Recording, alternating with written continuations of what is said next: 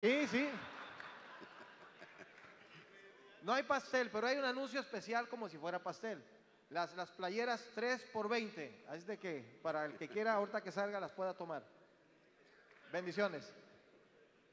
Gracias, gracias hermanos de la iglesia M aquí, gracias a todos ustedes hermanos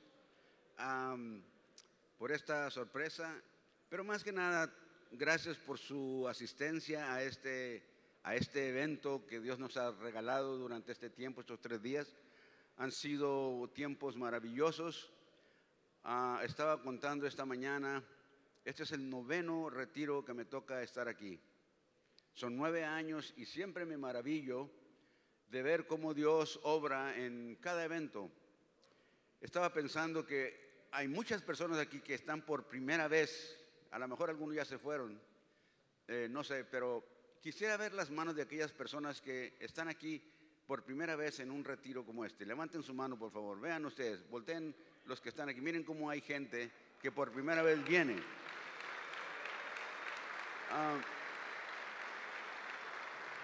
Gracias por estar aquí, gracias por hacer el esfuerzo, por venir. La región siempre está tratando de esforzarse por servirles mejor, por hacer de este tiempo un tiempo especial para ustedes, sobre todo permitir al Señor, o nosotros darle al Señor lo que Él merece, pero luego Él también nos da lo que nosotros no merecemos. Y siempre Dios nos sorprende.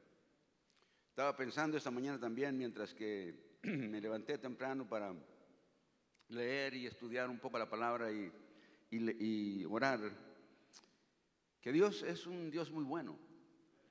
Y pensaba, ¿de dónde nos ha traído el Señor? ¿Y dónde estaríamos nosotros en esta mañana si no hubiera sido por su gracia y por su misericordia?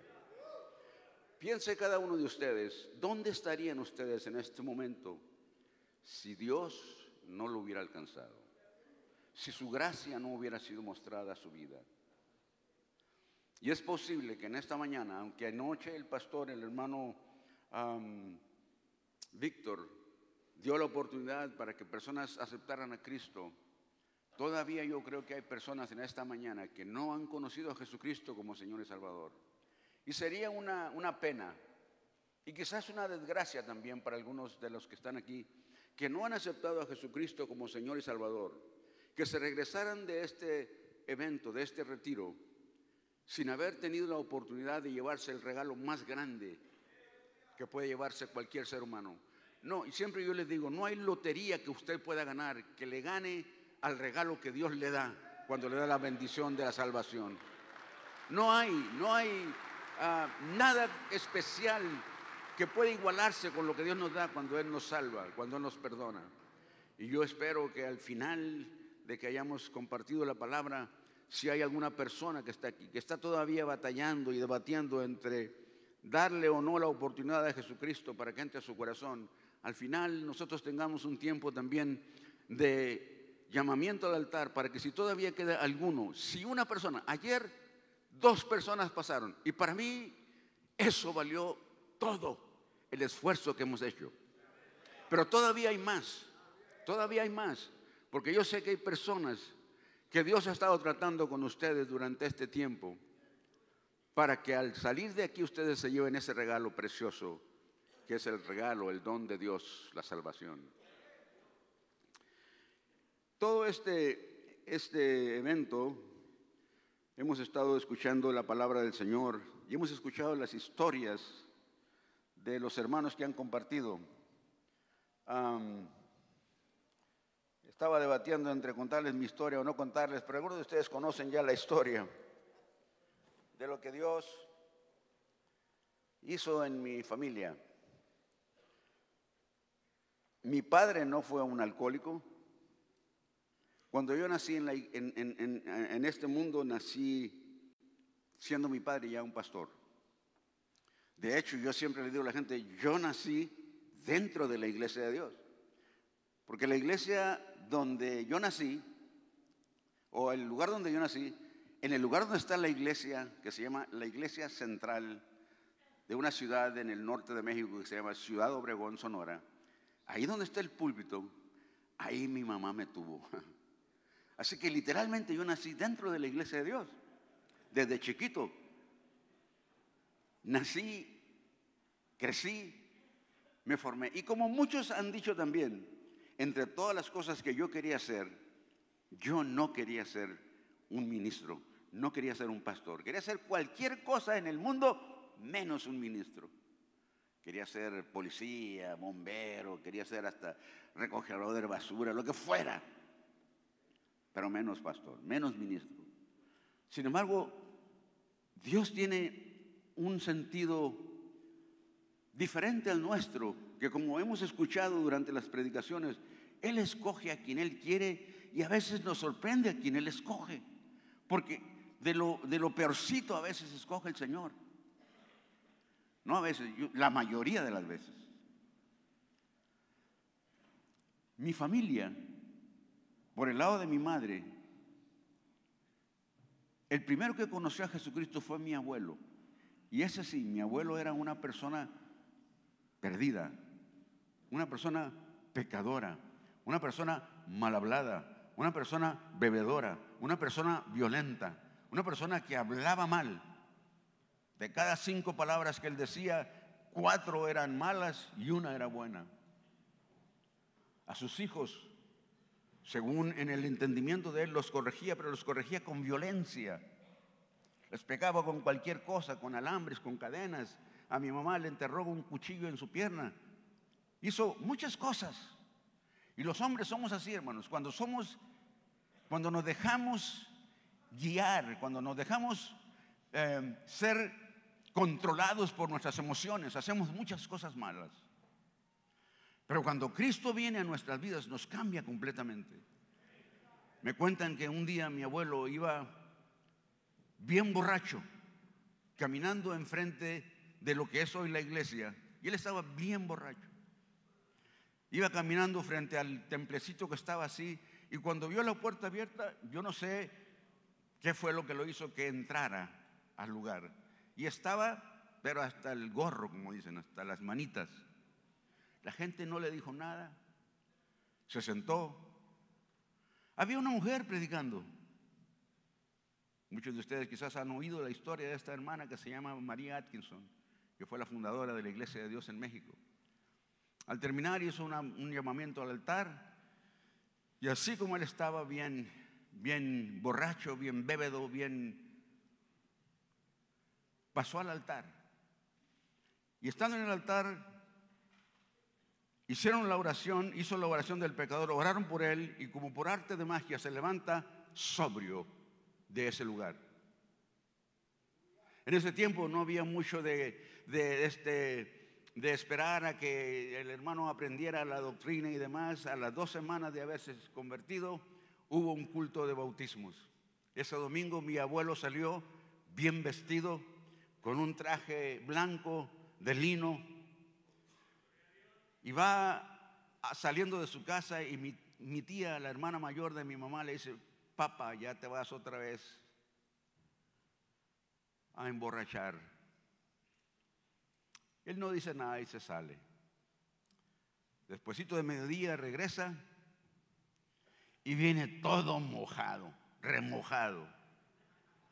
Y llega a la casa y la tía, su hija, le dice: ay, papá, otra vez te emborrachaste y te caíste de seguro al canal. Venía todo mojado. Le dice: hija, ni me emborraché ni me caí al canal. Algo ha pasado en mi vida. Dios me ha cambiado, Dios me ha transformado. Acabo de ser bautizado esta mañana y soy una nueva criatura en Cristo. Y hermanos, de ahí viene mi herencia. De no haber sido por el Señor, posiblemente muchos de mis familiares, inclusive conmigo, hubiéramos sido similar al abuelo. Pero fuimos similares al abuelo en el sentido que después le dimos la oportunidad a Jesucristo que Él llegara a nuestro corazón, y ahora nuestra familia, una familia grande, por muchos lugares está, cantantes, predicadores, maestros, servimos a Dios y estamos haciendo ahora también nuestro trabajo de pasarle la herencia a nuestros hijos. Yo tengo 4 hijos. Mis hijos tienen cada uno 2 hijos, así que nos vamos multiplicando como Abraham. Y ahora estamos pasándole nuestra herencia, no en cuestión de finanzas, no en cuestión de bienes materiales, no en cuestión de cosas que son palpables, sino aquellas que son invisibles, aquellas que son eternas, la salvación, la paz, el gozo, para que ellos puedan vivir bien con sus esposas, con sus hijos. Y yo me siento sumamente agradecido. Yo estoy seguro que si le preguntáramos a cada uno de ustedes, como decía Miguel ayer, cada uno tenemos nuestra historia y estamos agradecidos con Dios por habernos dado la oportunidad de estar aquí, de llegar a donde hemos llegado y de ser lo que somos. En esta mañana yo quiero hablarles a ustedes sobre un personaje. No se habla mucho de él, no se dice mucho de él, pero es un personaje muy importante. Es mencionado en el capítulo de Hebreos 11 en los héroes de la fe. Hay mucha gente que se menciona ahí, pero está mencionado uno de los pocos jueces que se menciona. Quiero hablarles de Gedeón, un hombre que parecía improbable que hiciera lo imposible porque no había creído en el Dios de lo posible.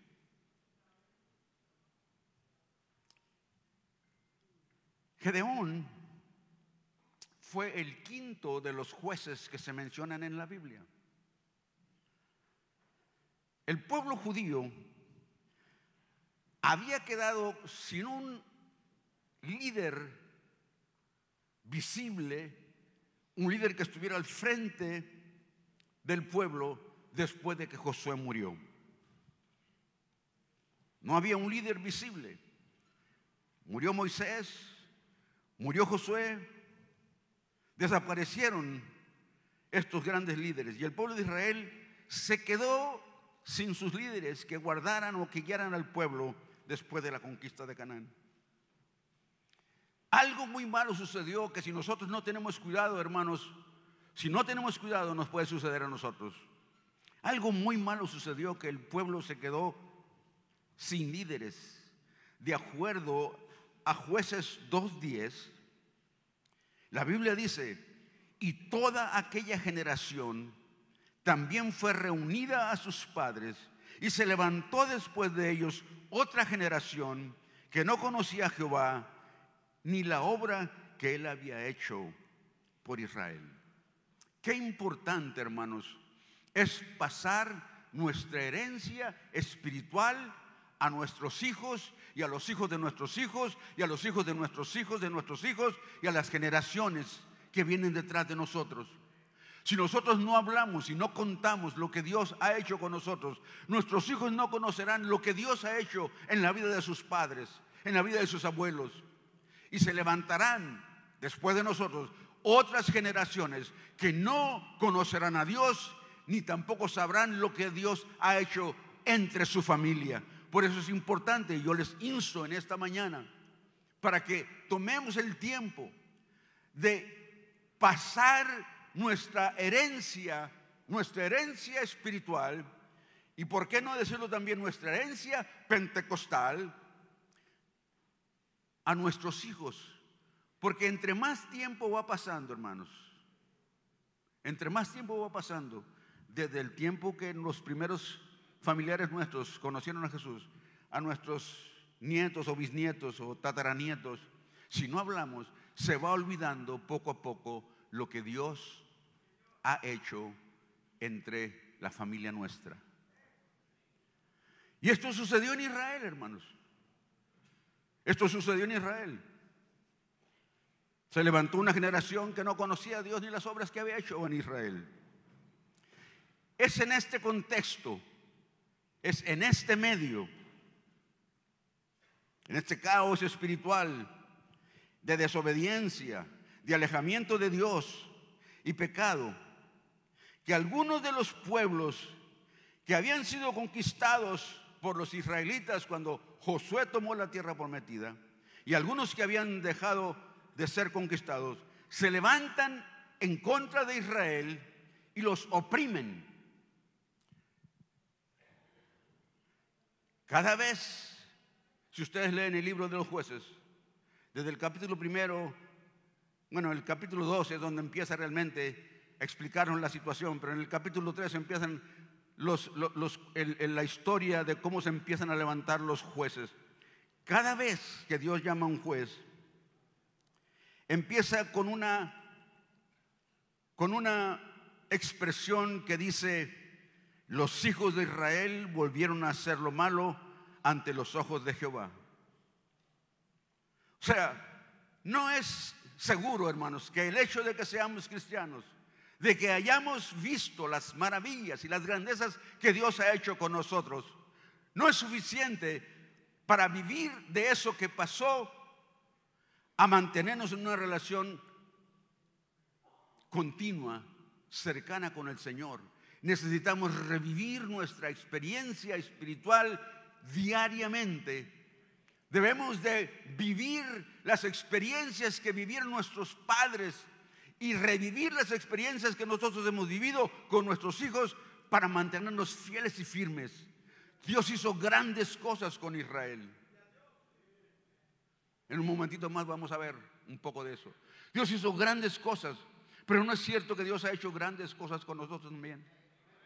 ¿No es cierto que le ha hecho milagros y maravillas en nuestras vidas? Nos ha sacado del fondo de la inmundicia muchos de nosotros, a unos más que a otros.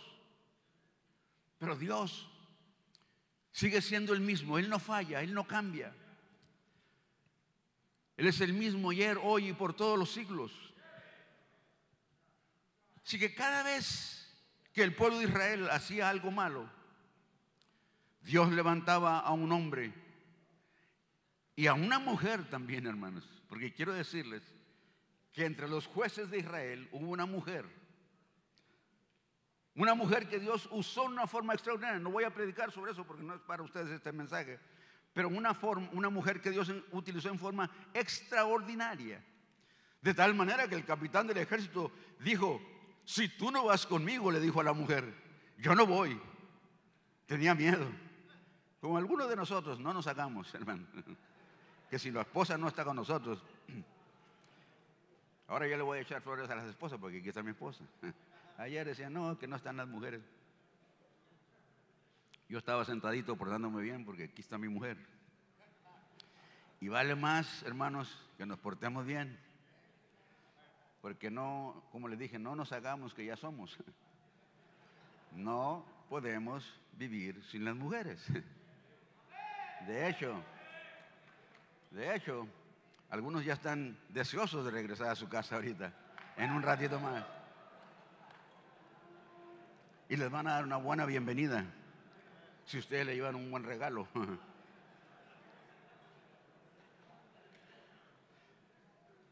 Aquí hay una verdad. Cuando la gente de Dios desobedece a Dios, Dios, permite que el enemigo venga en contra de su pueblo y nos traiga cosas malas. ¿Me escucharon? Cuando nosotros como pueblo de Dios, cuando Israel como pueblo de Dios desobedeció a Dios, Él permitió que el enemigo se levantara contra su pueblo y trajera aflicción y dolor. Escuche bien, hermanos. Si nosotros desobedecemos, si nosotros nos alejamos, si nosotros hacemos el mal, si nosotros pecamos, Dios permitirá que el diablo, que el enemigo, nuestro enemigo, venga en contra de nosotros y nos traiga dolor, persecución, cosas que nos harán infelices.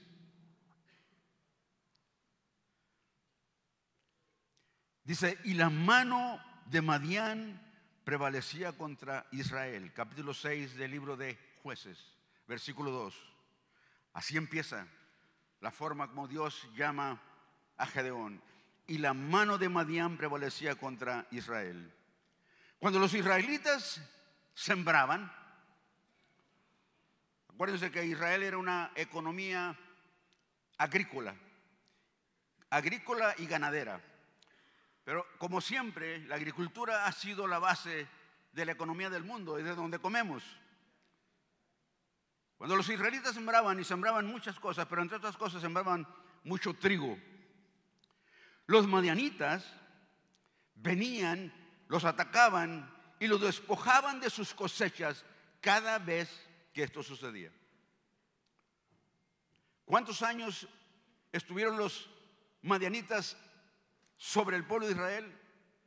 No se sabe exactamente, pero por lo menos había 7 años cuando llegó un profeta a decirles que Dios vendría, pero que mientras que el pueblo no se arrepintiera de sus pecados y de su maldad, los madianitas seguirían haciendo daño al pueblo. Así que por lo menos 7 a 10 años, los madianitas estaban acampando alrededor de Israel, esperando a que sembraran, que trabajaran la tierra y luego vinieran a cosechar, viniera la cosecha, y cuando estaba lista la cosecha, lista para comerse, llegaban los madianitas, atacaban y venían en montones, bajaban como langostas y les quitaban a los israelitas todo lo que ellos tenían.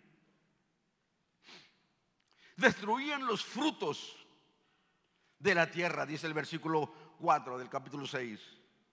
Les quitaban todo lo que poseían y dejaban a Israel sin qué comer y empobrecidos.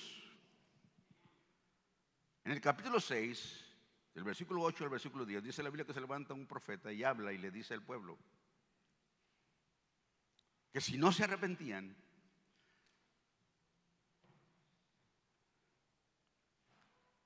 el sufrimiento bajo la mano de los madianitas continuaría. Pero casi siempre el pueblo también, cuando estaba que ya no podía, cuando estaba que ya no sabía qué hacer, clamaban a Dios. Ustedes se acuerdan cuando estaban los israelitas en Egipto, ¿verdad?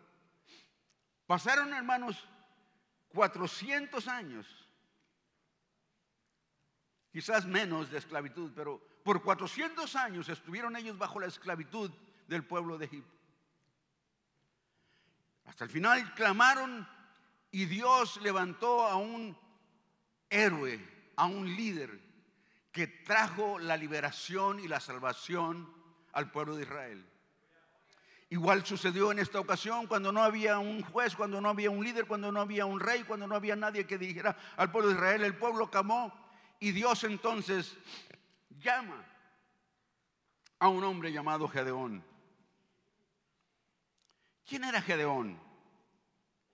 Me llama mucho la atención que empieza el versículo 11 diciendo que Gedeón estaba en el campo sacudiendo el trigo en el lagar. En otras palabras, acababa de pasar la cosecha. El lagar era el lugar redondo donde en el tiempo de la cosecha de las uvas echaban la uva y la pisaban para que saliera el vino, salía el jugo. Pero en esta ocasión, como no había uva, tenían trigo, y entonces el trigo, el lagar era el lugar donde almacenaban o donde ponían el trigo recién sembrado, recién cosechado más bien. El trigo cuando nace, cuando se cosecha, tiene una cascarita encima que hay que quitarle para luego molerla y hacer la harina. Yo conozco un poco del trigo porque la ciudad donde soy yo es una ciudad agrícola y se siembra mucho trigo. Y en el tiempo de la cosecha vuela mucho esa cascarilla que le sale al trigo para prepararlo para la comida. Y estaba, dice la Biblia, Gedeón sacudiendo el trigo en el lagar. Él estaba seguro, sabía por la experiencia anterior que los madianitas vendrían para quitarle lo que estaban ellos preparando. Y estaba él en esto de limpiar el trigo, cuando de repente escucha una voz. Un ángel se le aparece. Dice: el ángel de Jehová le da una palabra a Gedeón. Le dice: Jehová está contigo.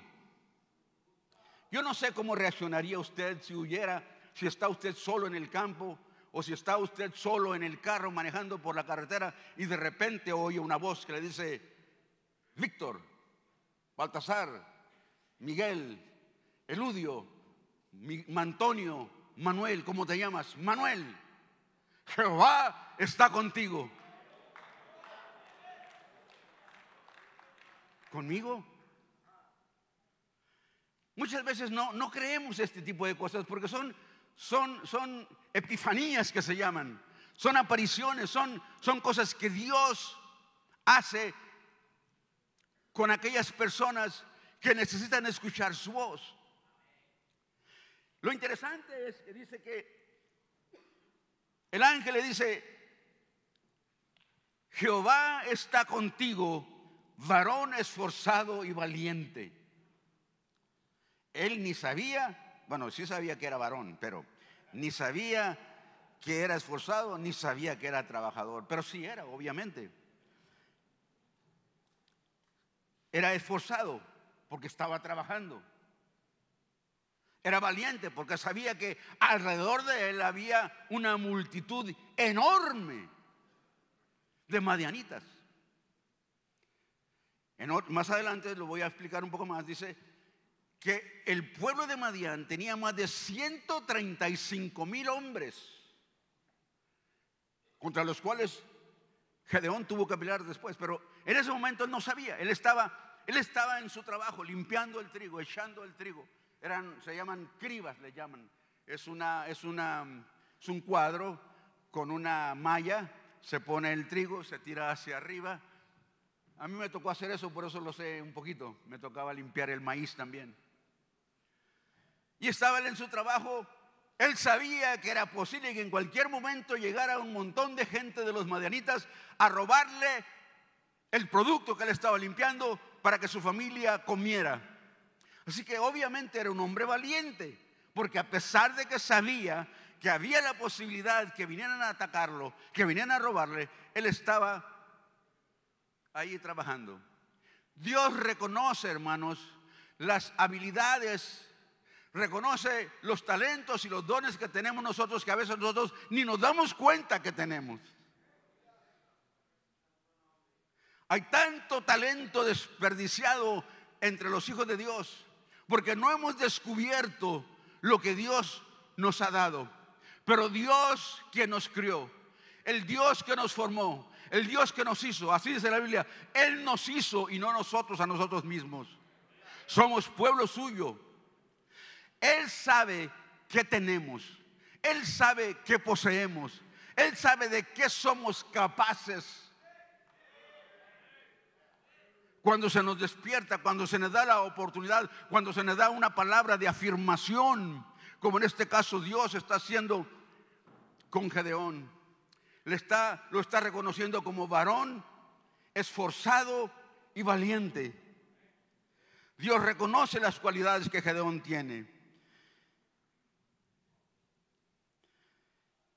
Él no tiene temor en ese momento, aunque sabe de la posibilidad que los madianitas vengan, que eran muchos y muy bravos. Dios conoce nuestro potencial porque Él nos ha hecho. Él es nuestro creador. Gedeón, en un principio, si ustedes siguen leyendo en el capítulo 6, estoy leyendo el capítulo 6 del libro de Jueces. En un principio no cree la palabra que el ángel le da y reacciona en una forma negativa. Y responde de la siguiente manera: si Dios está con nosotros. No está hablando ahora de él. Dios no le está hablando al pueblo, le está hablando a él. En esta mañana Dios no está hablándole a la congregación, te está hablando a ti, a cada uno de nosotros, en forma particular, en forma individual. Porque cuando se lo dejamos al resto de la congregación, nadie lo agarra y se queda lo que es de todos en el aire. Es para ti, es para ti, es para ti, para ti, para ti ahí arriba, para ti, para mí, no es para todos, es para cada uno de nosotros, en forma individual. La forma como Él responde, dice, ah, Señor mío, le dice, si Dios está con nosotros. No, Dios no estaba con todo el pueblo, porque la Biblia dice, antes de que llamara a Gedeón, que el pueblo había hecho lo malo delante de Dios y Dios había permitido que el enemigo se levantara contra el pueblo y le hiciera daño. Pero reconoció en este hombre la cualidad de que era, la Biblia no nos explica mucho, pero si Dios lo dice en este texto, quiere decir que era un hombre que temía a Dios y que amaba a Dios.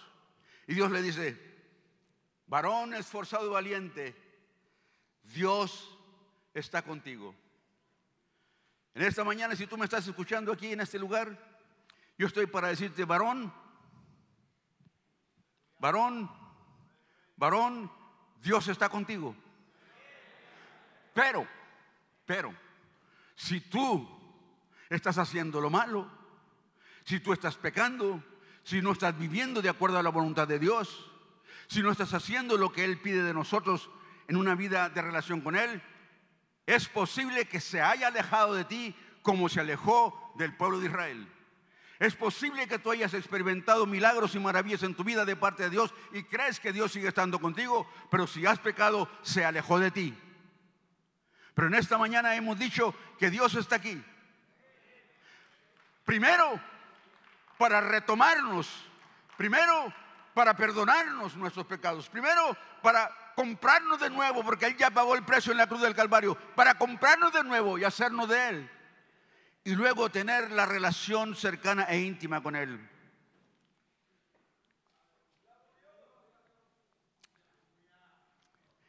El hombre continúa diciendo, si Dios está con nosotros, ¿por qué estamos como estamos? ¿Les ha pasado alguna vez a ustedes, hermanos, alguna cosa así? Que usted no ve que Dios está presente.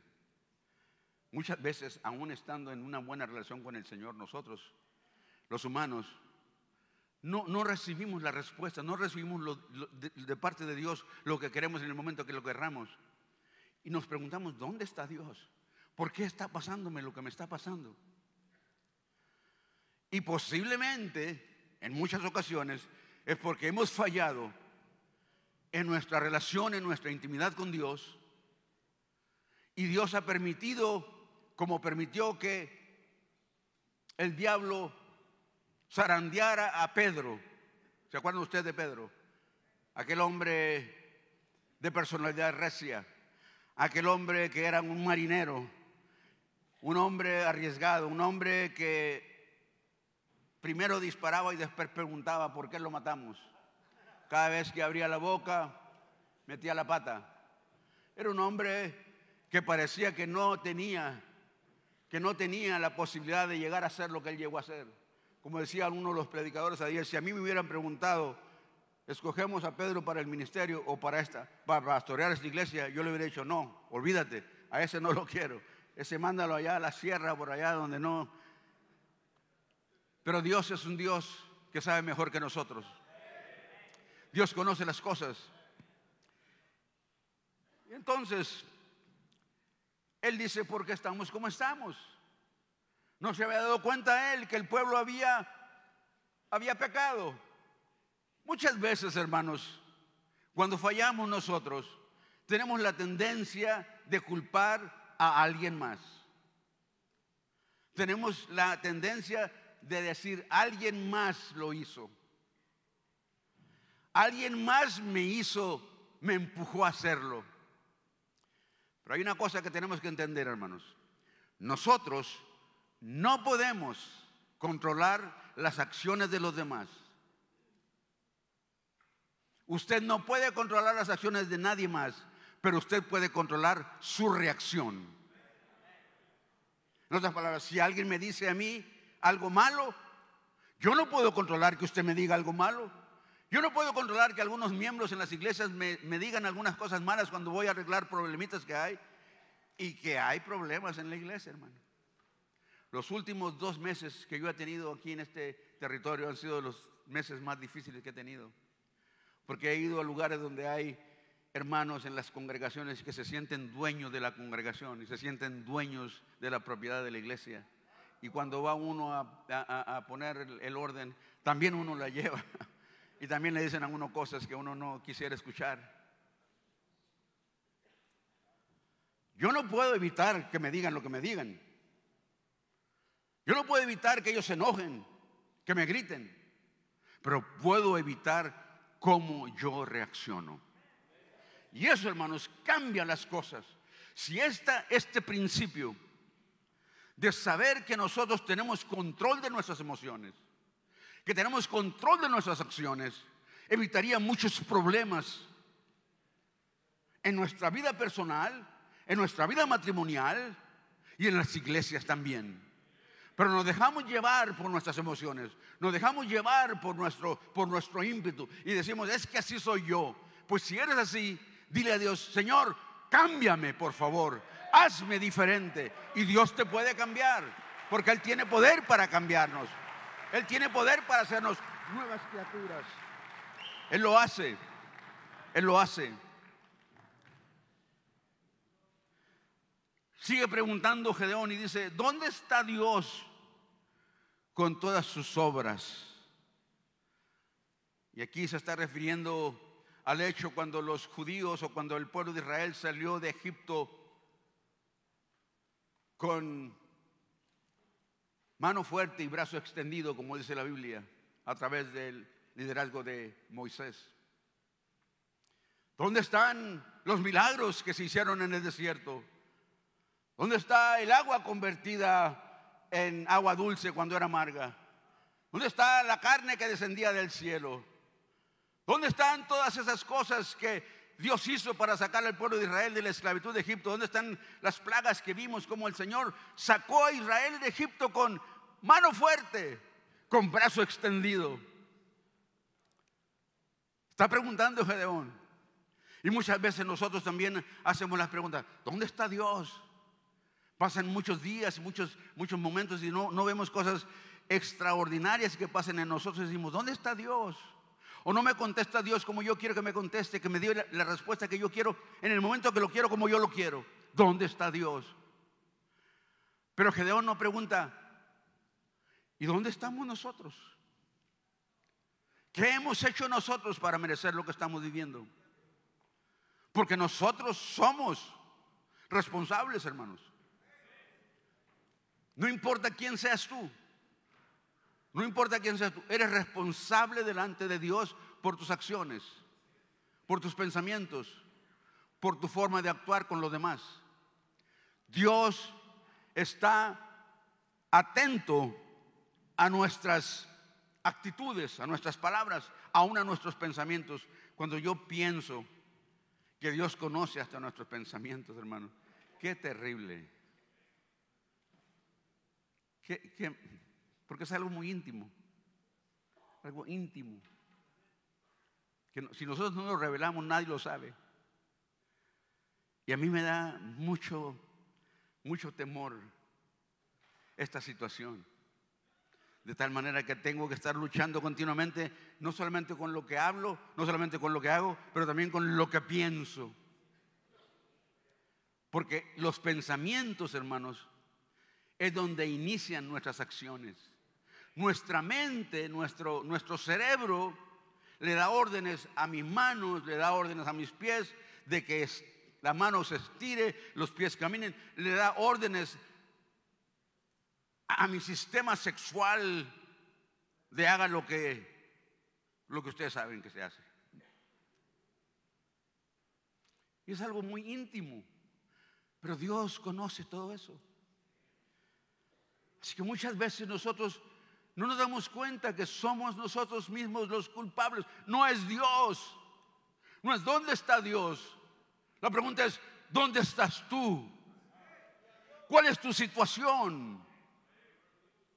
¿Cómo te encuentras en relación con Dios? Y muchas veces no es solamente lo que hacemos hacia Dios, sino lo que hacemos hacia nuestro semejante. Nuestra relación con Dios es vertical, de aquí hacia arriba, pero luego también es horizontal. ¿Cómo trato a mi hermano? ¿Cómo trato a mi hermana? ¿Cómo trato a mi esposa? ¿Cómo trato a mis hijos? ¿Cómo trato a mi pastor? ¿Cómo trato a mi hermano de la iglesia? A veces muchas veces decimos, no, hermano, yo a Dios sí, yo a Dios le obedezco, pero a los hombres no. Eso es puro cuento, hermano, pura historia, puro bla, bla, bla. Es como el texto aquel que dice Juan: ¿cómo puedes decir tú que amas a Dios a quien no ves? Y a tu hermano a quien ves, no lo puedes ver ni en fotografía. O sea, amamos a Dios cuando amamos a mi hermano. Yo amo a Dios, me someto a Dios cuando me someto a los que están sobre mí en el Señor. Lo demás no es. Esa gente que dice, no, yo a los hombres no me someto, solamente a Dios. Mentira, hermanos. Porque Dios ha escogido poner hombres y mujeres también sobre nosotros en el Señor, y tenemos que aprender a someternos. Y cuando nos sometemos a ellos, nos sometemos a Dios. Esto es algo que si nosotros lo aprendiéramos, muchas de estas cosas que le pasaron al pueblo se hubieran compuesto, y muchas cosas de estas que pasan en las iglesias y en las familias se compondrían si supiéramos que nosotros nos sometemos a Dios cuando nos sometemos a aquellos que están sobre nosotros en el Señor, y que amamos a Dios cuando amamos a los que están, amamos a los que están a nuestro alrededor. Dios de nueva cuenta insiste el llamado a Gedeón, y le llama otra vez valiente, a ver si cree esta vez, porque la primera vez no le cree Gedeón. Y empieza con la argumentación. ¿Dónde está? De nueva cuenta Dios le dice a Gedeón: eres un joven valiente, eres una persona valiente. Y miren cómo dice el versículo 14. Cuando usted quiere que alguien le crea, o si usted quiere que alguien le diga la verdad, mírele a los ojos. Si la persona no aguanta la mirada, a menos que sea un profesional mentiroso, una persona que ha entrenado bien su vista, generalmente va a bajar la vista. Pero si usted quiere confrontar a alguien, mírame a los ojos y dime lo que me estás diciendo mirándome a mis ojos. O tú le dices, mírame a mis ojos porque yo quiero que escuche lo que te voy a decir. Y Dios dice que él, mirando a los ojos a Gedeón, porque la primera vez aparentemente no le creyó. No creyó lo que le estaba diciendo. Yo te veo como una persona valiente, yo te veo con cualidades especiales. Y le llama de nuevo valiente. Y mirándole a Jehová le dijo: ve con esta tu fuerza y salvarás a Israel de la mano de los madianitas. El versículo 10 del capítulo 6. Y luego continúa diciendo Jehová: yo soy el que te está enviando. No eres tú, es el que te está enviando. Tú eres la flecha y el otro es el arquero que lanza la flecha. Y eso es como dicen, no es la flecha, es el arquero el que cuenta. Y tú estás siendo enviado como una saeta, como una flecha. Dios te está diciendo: yo soy el que estoy diciéndote, yo soy el que te estoy enviando. Tú eres una persona valiente, tú lo puedes hacer, lo que te voy a pedir. Yo soy el que te está enviando, dice. Según Romanos capítulo 8 versículo 31 dice: si Dios es por nosotros, ¿qué dice la parte siguiente? Si Dios es por nosotros, ¿quién nos hará desistir del amor de Dios? Tribulación, angustia, persecución, hambre, desnudez. ¿Qué nos puede separar del amor de Dios, hermanos? ¿Qué es lo que puede separarte? Si Dios nos envía, si Dios nos manda, si Dios nos pide, creamos que la palabra de Él es una palabra que está hecha, porque lo que Dios dice se cumple. Dios no es hombre para que mienta, ni hijo de hombre para que se arrepienta. Él lo dijo, no lo hará. Él lo prometió, ¿no lo cumplirá? Es obvio que la respuesta es sí, sí, sí. Dios no es como nosotros. Gedeón no solo duda de su valentía y su esfuerzo, pero también no cree en él mismo. Miren la respuesta de él. Una respuesta de lástima, una respuesta de incredulidad. Ah, Señor mío, le dice, ¿con qué salvaré yo a mi pueblo? Versículo 15 del capítulo 6. ¿Con qué salvaré yo a mi pueblo? No eres tú, no es tu fuerza, no es tu conocimiento, no es tu dinero, no son tus estudios, no es tu posición. No dice la Biblia en el capítulo 4, versículo 6 de Zacarías, no es con espada ni es con ejército, sino con mi espíritu, dice el Señor de los ejércitos.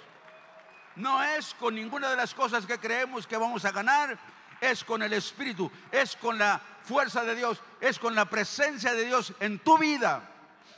Y en esta mañana Él está presente con nosotros para llenarnos de esa valentía, para llenarnos de ese poder, para llenarnos de esa fuerza, para llenarnos de ese arrojo, para ir en contra de las fuerzas del enemigo. No es por lo que tú tienes, no es por lo que tú eres, no es de dónde vengas, no es lo que conozcas, es porque el que te está mandando va contigo y nadie puede contra él. Dios es todopoderoso.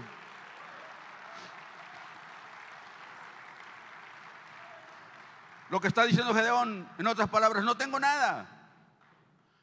Mi familia es pobre. Dios no le estaba preguntando qué tanto riqueza tenías. Yo soy el menor. No sé cuántos hijos tendría el padre de él, pero si era el menor, pues era el menor. Era el mimado de la familia. Pero Dios aún agarra a los mimados, a los que se creen que no sirven para nada, a los que creen que nomás la mamita es la que les va a proveer lo que necesitan.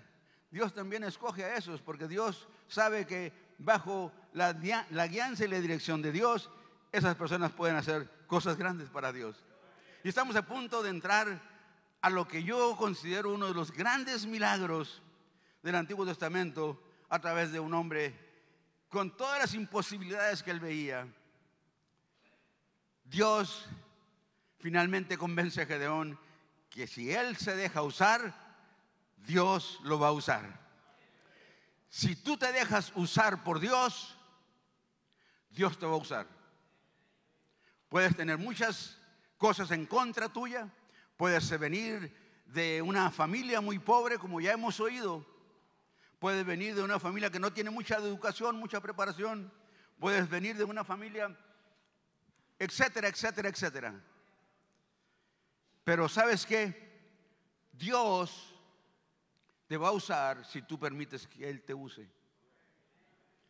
Y este campamento, para mí, los campamentos o las actividades como estas, no solamente venir a sentirnos bien, hermanos. Yo espero que después de esta reunión, de este fin de semana, nosotros no solamente nos recordemos del buen tiempo. Ah, qué buen tiempo tuvimos. Ah, qué mucha carne comimos. Y a propósito, hermanos, hay un pastor aquí, no sé si está aquí el pastor Barahona. Pastor Barahona, ¿estás aquí? ¿Dónde estás? Allá atrás está el pastor Barahona. Este pastor venía tan animado a la carne que se le olvidó la maleta en su casa. O sea, si ustedes lo han visto que parece fantasma, es el mismo, pero con la misma ropa que ha traído desde que llegó allá. Posiblemente en este momento ya huele a chivo correteado, pero él, carne no le ha faltado. Es increíble que eso nos pasa. Pero no le estoy contando. Él está aquí para decirle, no, hermano, estás mintiendo. Él mismo me lo dijo.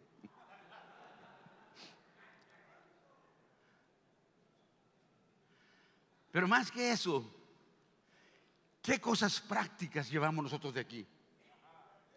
qué llevamos en nuestras manos, en nuestras notas, que podemos poner en práctica mañana cuando estemos en el diario vivir, cuando estemos en la oficina, cuando estemos en el trabajo, en el taller de mecánica, en el edificio que estamos construyendo, cuando andamos cortando el césped? ¿Qué cosas podemos tomar en la mano para aplicarlas a nuestra vida y que no nos consuma todo esto que nos rodea, sino sepamos que Dios es con nosotros? No importa dónde estemos, no importa las circunstancias, no importa quiénes seamos, Dios está con nosotros y nos va a usar si le dejamos que Él nos use.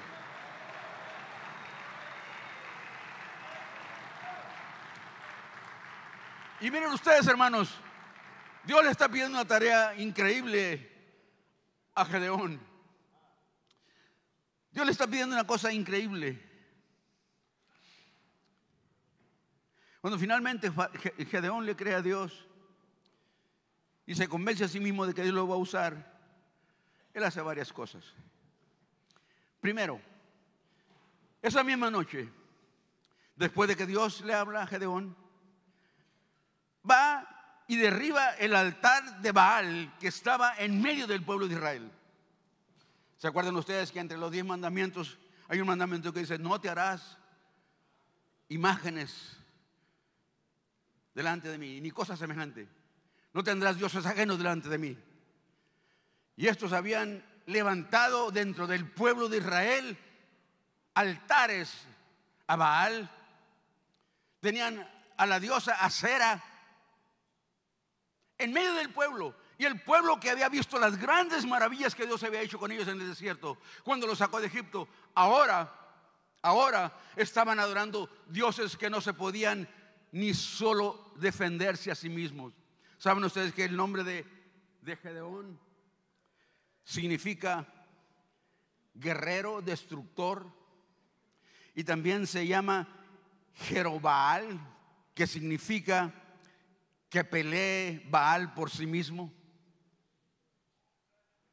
Porque cuando él destruye el altar a Baal, la gente de Israel se levanta contra el padre de Gedeón y le dice: ¿quién tumbó el altar de Baal? Finalmente descubren que es Gedeón y el padre le dice: bueno, si Baal es tan poderoso y tan fuerte, ¿por qué no se defiende él solito?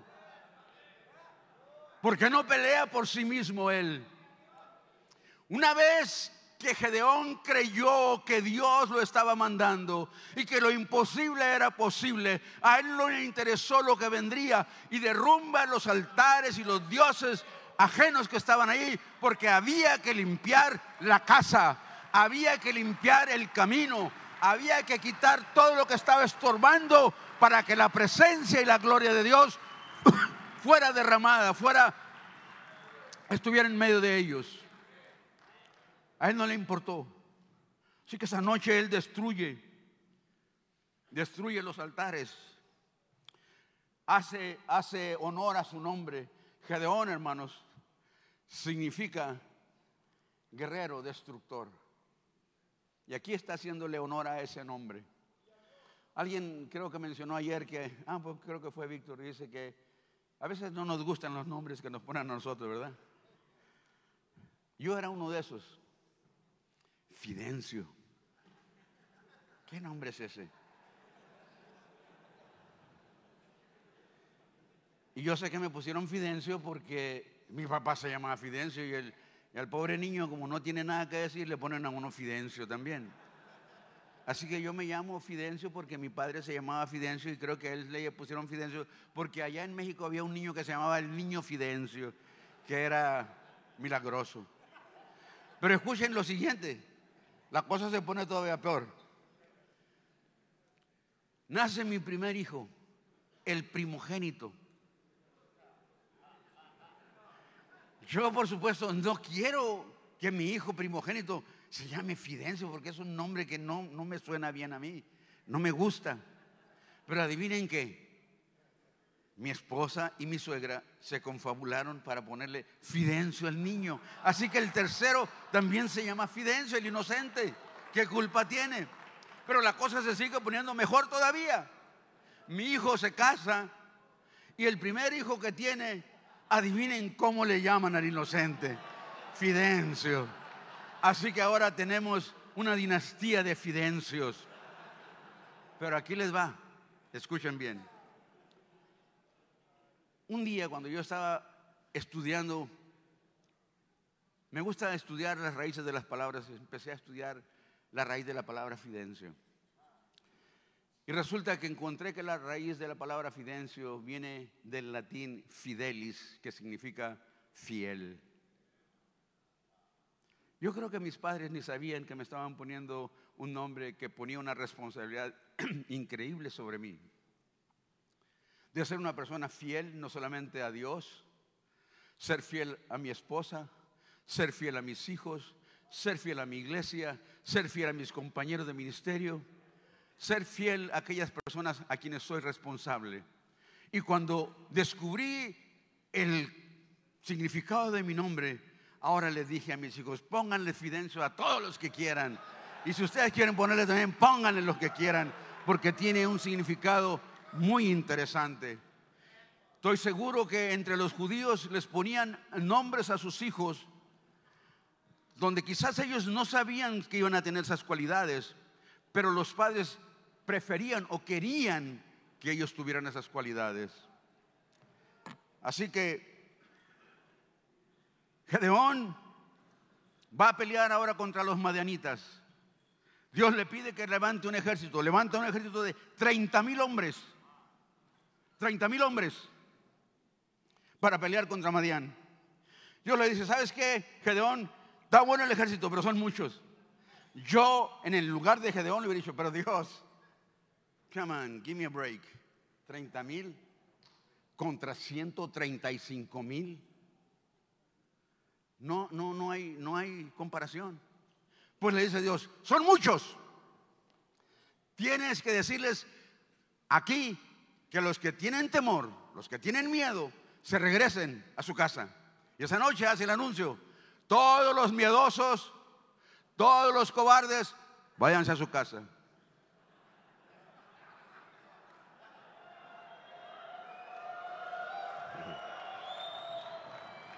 ¿Saben cuántos se fueron? 22,000 se fueron. 22,000.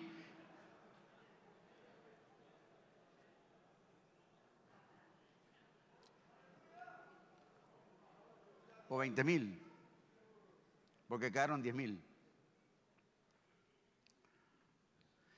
Dios le dice a Gedeón: ¿sabes qué? Todavía se me hace muy grande ese ejército. Yo otra vez en lugar de Gedeón le digo: pero come on, God, come on, give me a break, man. Somos unos cuantos para un montón. Y Dios le pone una prueba. Le dice a Gedeón: mira, de los que quedan, yo te voy a decir quiénes se pueden quedar conmigo. Tú los vas a hacer pasar por el arroyo, y aquellos que se agachen a tomar agua en el arroyo y que beban agua como los perros, con la lengua hasta abajo, los vas a poner a un lado. Aquellos que beban agua no completamente agachados, sino en una posición donde están en una especie como de alerta, se van a agachar, van a agarrar agua con la mano y la van a traer a la boca. A la misma vez van a estar vigilantes. Ponlos a otro lado. Solamente 300 hombres pasaron la prueba, que se pusieron en cuclillas, agarraron agua con la mano y mientras que bebían, miraban a su alrededor. Eso señalaba que eran personas que estaban alertas, estaban listas para cualquier posibilidad de ataque que pudiera venir en contra de ellos, porque ellos sabían la tarea que les esperaba. Y solamente, hermanos, quedaron 300. Si usted quiere leer más adelante, la Biblia nos dice en 2 o 3 ocasiones que el ejército contra el que se levantó Gedeón eran 135,000 personas contra 300. ¿Qué le parece a usted ser parte de un ejército como ese. Lo van a aplastar, hermano, lo van a hacer papilla, lo van a hacer puré, lo van a hacer frijol refrito y refrito otra vez. Pero no le está diciendo Dios, no soy yo el que te envío, no soy yo el que te envío, yo soy el que voy contigo, yo voy delante de ti, yo voy delante de ti, yo voy delante de ti. Si Dios lo dice, hermanos, tenemos que creerlo.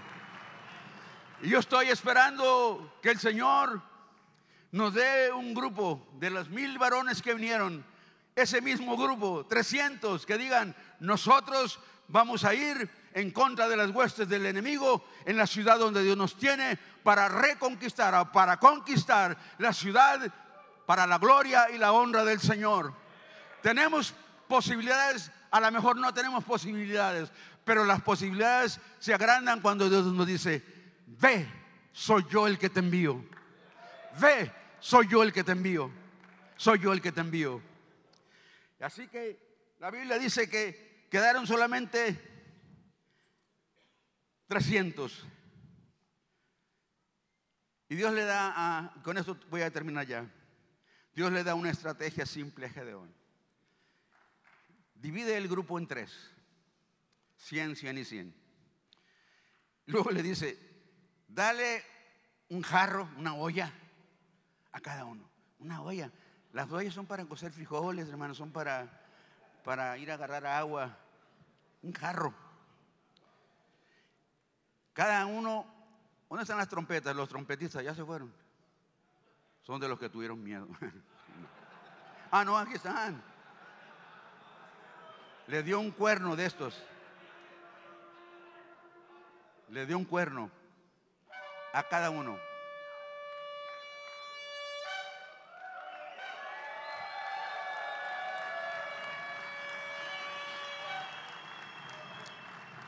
A cada uno les dio un cuerno de estos.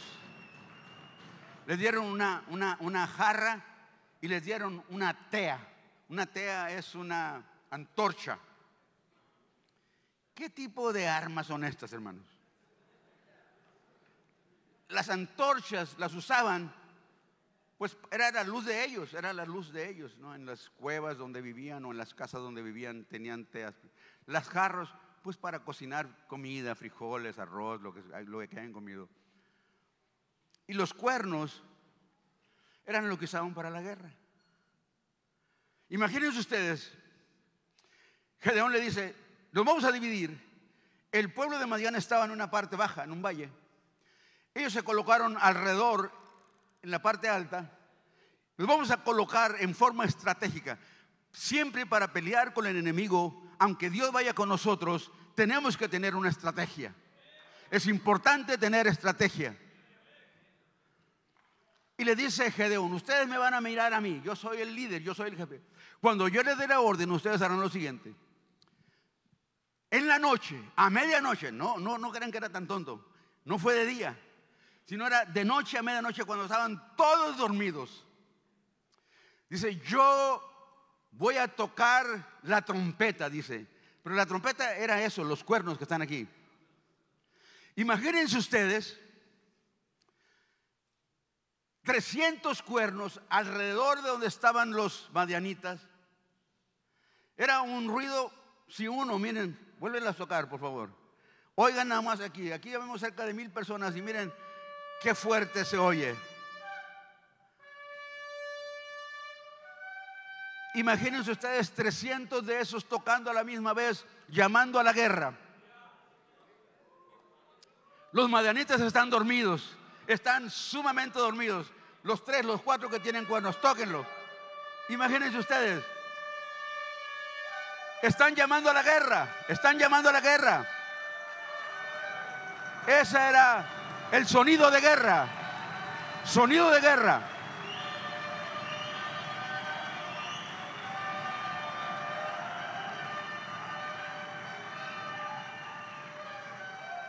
Ahora, ustedes escucharon el sonido de las trompetas. Oyeron también el sonido aquel que estaban haciendo arriba. Y los de aquí abajo no sé si zapatean o no, pero los de aquí abajo no zapatean, hermanos. Tenemos que ponernos a zapatear también. Todo el mundo haciendo ruido allá y aquí abajo con los pies. Oigan bien. Oigan bien.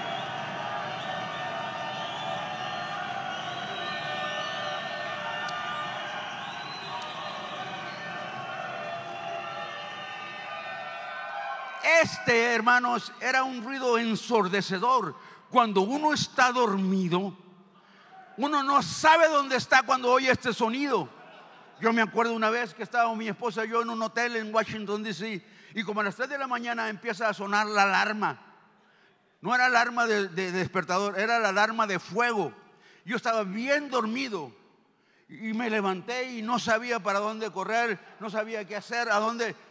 Y me dice Dora, es la alarma, hay que salirnos de aquí, del cuarto porque hay fuego. Yo le digo, no, aquí. Y ya vi la corneta que estaba arriba, agarré una almohada y le empecé a tirar a la esa. No paraba, era ensordecedor. No sabía qué hacer yo, estaba descontrolado. ¿Y saben qué pasó? El ruido de las trompetas, cuando Gedeón le dijo, todos a la misma vez vamos a tronar las ollas, los jarros. Y empezaron a hacer un ruido ensordecedor.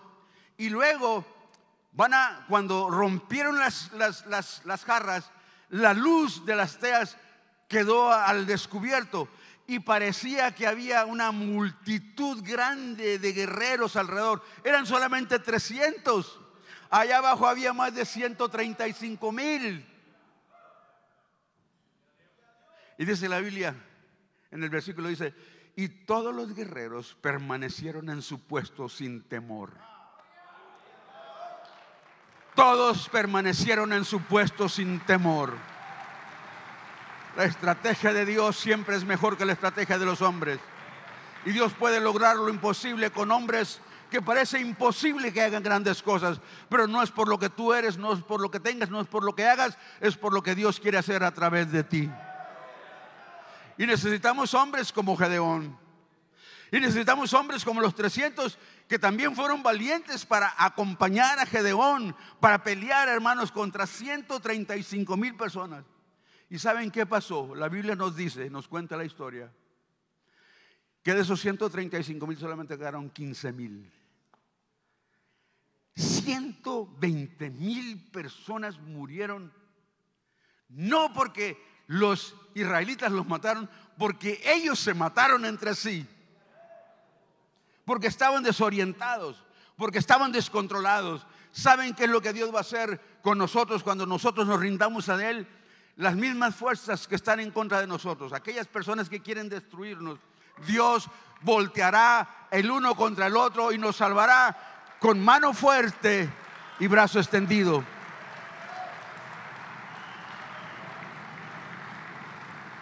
Y hay un dicho en la Biblia ahí, hay un dicho en la Biblia que dice, y le dijo Gedeón a los guerreros, cuando hagan esto, griten todos, por la mano, en una parte dice, por la mano, por el brazo de Gedeón, por el brazo de Dios y por el brazo de Gedeón. En la otra parte dice, por la espada. Yo iba a decir que no tenemos espada, pero tenemos una espada. Por la espada de Dios y por la espada, y pon tu nombre ahí. Gedeón puso Gedeón porque él era el líder. Tú puedes poner tu nombre. Por la espada de Dios y por la espada de Juan, por la espada de Dios y por la espada de Antonio, por la espada de Dios y por la espada de Julián, por la espada de Dios y por la espada de Manuel. Quien seas tú puedes usarle el mismo dicho y decir, por la espada de Dios, por el brazo de Dios y por el brazo de Gedeón, por el brazo de Manuel, por el brazo de Víctor, por el brazo de quien seas, nosotros podemos ser más que vencedores por medio de aquel que nos amó y se entregó a sí mismo por nosotros. Pónganse de pie. Dios sigue buscando, hermanos. Yo siempre trato de ser inclusivo, hombres y mujeres, porque Dios también usa a las mujeres, pero como no hay mujeres aquí, una que otra nomás, pero vamos a dejar que las use en otra ocasión.